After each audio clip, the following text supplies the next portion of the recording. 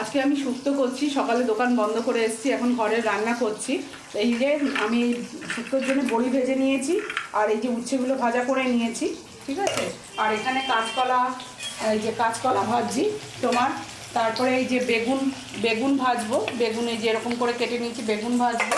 আর হলো শুক্তোতে এই তোমার শিম দিচ্ছি, পেঁপে দিচ্ছি, আলু দিচ্ছি, আর বরবটি দিয়ে একটা আদা আর রাঁধুনি দিয়ে একটা শুক্তো করবো। নামানোর আগে একটুখানি দুধ দেবো, আর এই রাঁধুনিটা একটু ভেজে রেখে দিয়েছি, এই রাঁধুনির মশলাটা দেবো, এই দিয়ে একটা শুক্তো তৈরি করব।